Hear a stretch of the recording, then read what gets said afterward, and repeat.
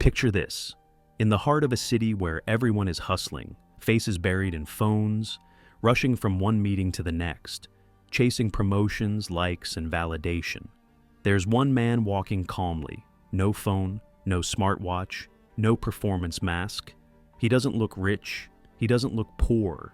He just looks free. While the masses are locked in a loop of urgency and competition, he's moving at his own pace, unbothered, untethered. Not because he's careless, but because he's no longer playing the same game. And in a world that demands you constantly chase, consume, and prove yourself, that kind of peace is dangerous. He doesn't chase the next raise, the next brand, or the next post to go viral.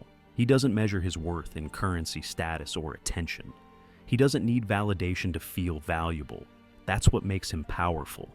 In a society built to keep you dependent on approval and income, choosing to walk away from that dependency is rebellion.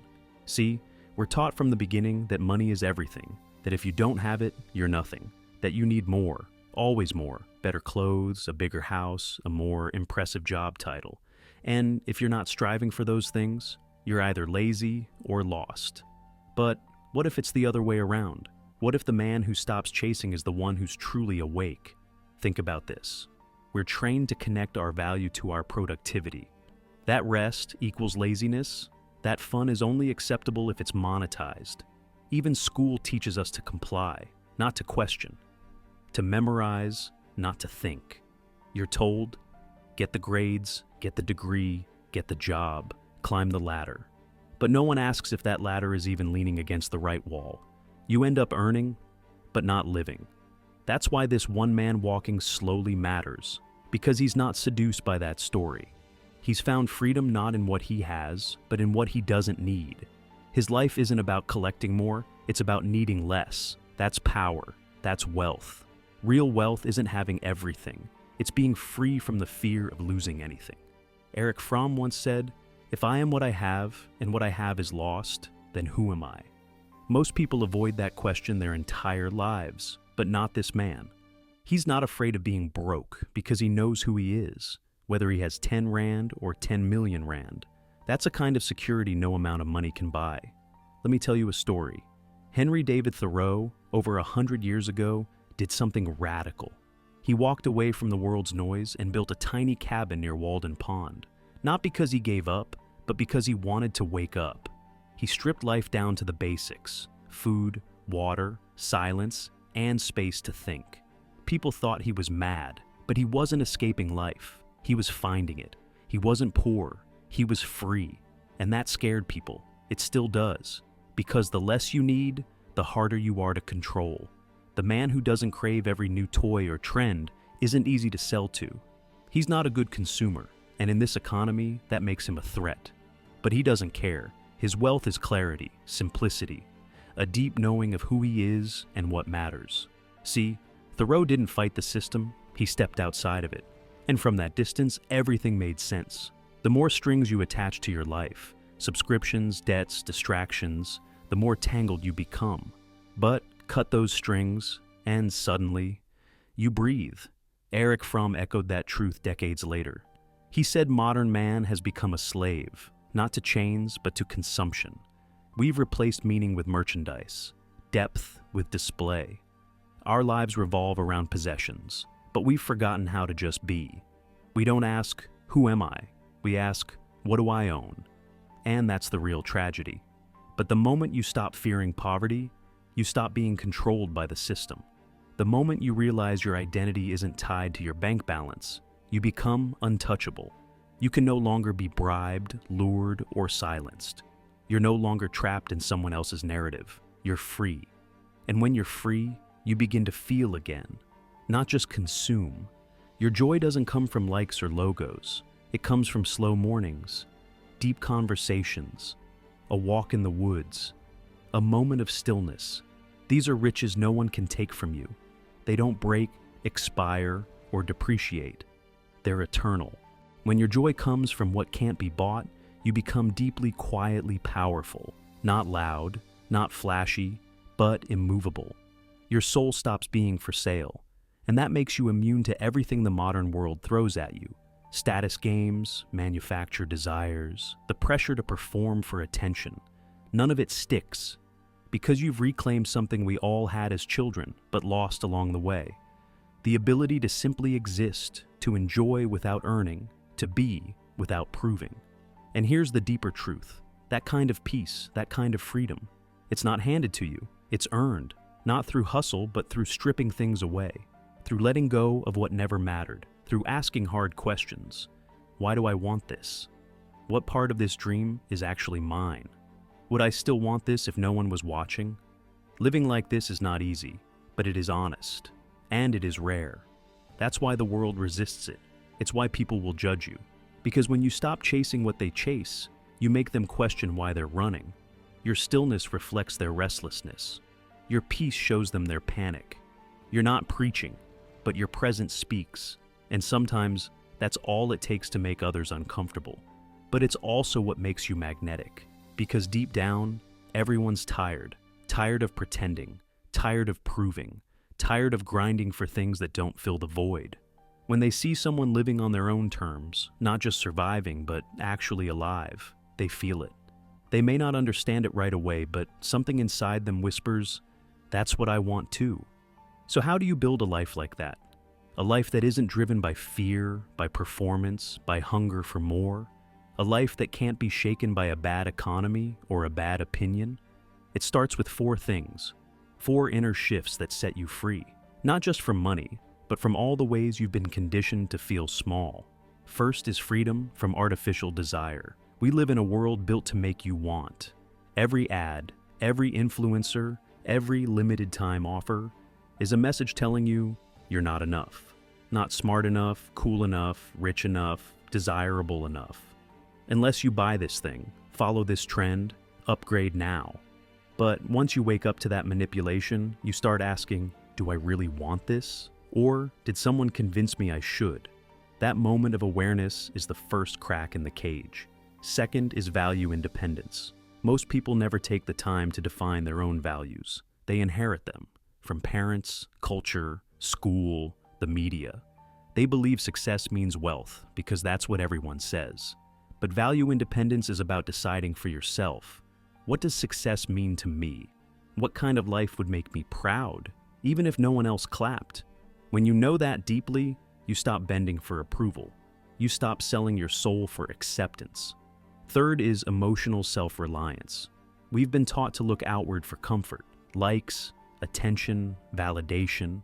But the strongest people are the ones who can sit in silence and still feel full, who can enjoy their own company, who don't need noise to feel okay. That's emotional strength. And it's a rare superpower in a world addicted to distraction. And fourth is social courage. The courage to be misunderstood, the courage to walk a different path, the courage to say no, not just to others, but to old versions of yourself that no longer fit. When you stop needing others to get it, to approve, to agree, that's when you start living for real. These 4 shifts, they don't just make you free, they make you unstoppable because they break the cycle of needing permission. They dismantle the lie that your life must look like anyone else's. And once that lie falls apart, so does the pressure to keep chasing it. But let's be real. Choosing this path will cost you. Not in the way society warns, not in poverty or failure, but in perception. People won't understand. They'll call you names, lazy, aimless, weird.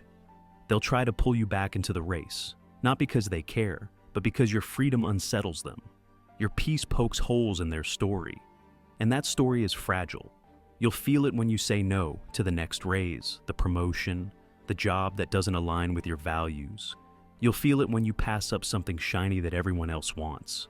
You'll feel it when you walk away from noise, into silence. And in that silence, you'll hear something you've never heard before. Yourself. Not your fears, not your programming, not your persona, just you. And that's the moment everything changes, because now you're no longer performing. You're no longer trying to be someone. You are. You're becoming, fully, finally, freely. So, what does life look like when you stop performing and start being? When you stop measuring your days in dollars and start measuring them in meaning? When your goals aren't built on comparison, but on truth? You gain something that money can never buy. Time that feels like yours. Not just hours on a clock, but real space to breathe, to think, to reconnect, to sit with your thoughts, to sit with someone you love, to create something just because it moves your soul. That's not poverty. That's presence. That's power. You begin to ask deeper questions, ones the system never taught you to ask. Like, is this job feeding my spirit or just draining it? Do I wake up with purpose or pressure? Is my life built to impress strangers or to honor what's sacred to me? These questions don't just change your plans, they change your path. Now, some people will drift away. Certain friendships won't make sense anymore. Even family might worry, might think you've lost your ambition. But what they won't see is that you didn't give up. You let go. You released the weight of expectations you never chose. And you picked up something lighter, but far more powerful. A life that fits. You start creating on your own terms. Working not to climb, but to build something honest. You slow down, and somehow you start moving faster, because you're no longer pulled in 100 fake directions. You say no more often, and every no you say to the world becomes a yes to yourself. And this quiet shift, it's terrifying to the world. Not because you're loud, but because you've stopped needing what they're offering. Because the system depends on your hunger, but you've found satisfaction somewhere else. Your worth isn't up for sale. Your soul isn't for rent. And that makes you unshakable. Here's why that matters more than ever.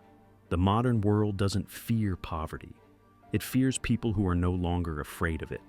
It fears men and women who don't need to be bought, manipulated, or distracted. People who have stepped off the hamster wheel and are walking quietly towards something deeper, something real. Those people break the rules, not by rioting, but by refusing to play. They don't fight for a seat at the table. They build a life outside the room. They live not for applause, but for alignment. Not for validation, but for vision. And when enough people start doing that, something shifts, not just inside them, but around them. Their kids grow up with different priorities. Their friends start asking bigger questions. Their communities shift from comparison to connection. This isn't just a personal rebellion, it's a quiet revolution. So, what do you do now? How do you start? You don't need to escape to a forest or quit your job today. But you can begin by simplifying. Audit your life, not just your finances, but your focus. What are you spending your energy on that brings you nothing but stress? What do you own that really owns you? Then define what matters. Not just abstract ideas like freedom or happiness, but concrete, specific values. What would you die to protect? What makes your heart beat faster? What do you want your days to feel like? Get clear on those and let them shape your every decision. Next, reduce your dependency, not recklessly, but intentionally. Learn to live with less. Build margin. Make room for what matters. You'll be shocked how little you actually need once you strip away the noise. And in that clarity, you'll find a strange new strength, the power to walk away, to say no, to wait, to choose, and finally, protect your inner world. In a loud, chaotic culture, your peace is sacred. Guard it. Feed it. Don't apologize for it. Because your mind is the last free place in a world trying to rent out your attention every second of the day. Let's be clear, money isn't evil, success isn't wrong, but when they become your master, you become a slave. And when you finally flip that script, when you use money without letting it use you, you become something rare, something powerful, something dangerous to a world that thrives on your distraction. Because the truth is, you were never born to chase. You were born to create, to live, to feel, to grow, to become. And the man who doesn't chase money, he's not a dropout. He's not a failure, he's free. And in a world that sells illusions for profit, freedom is the last real wealth left.